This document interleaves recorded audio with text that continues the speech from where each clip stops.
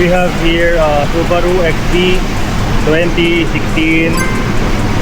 So, ang current setup, intake, long tube intake from Limitless Performance, stock headers, then stock feed pipe, tapos naka axle back lang yung muffler nya.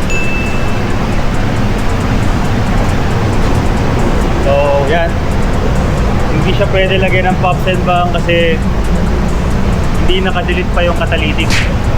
So itong dual tip na to from muffler land. Yan. So tune natin, check natin kung maganda yung airflow, or tapos fix din natin yung AFR kasi syempre nagpalit ng intake, so kailangan i-tune.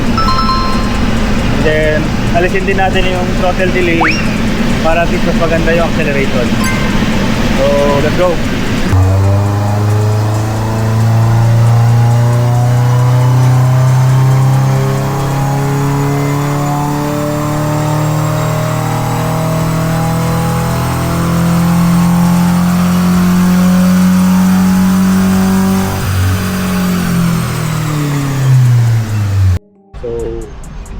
Natin from 101 wheel horsepower and 119 foot-pound torque to 126 wheel, tapos yung max nya is 129 torque in foot-pound.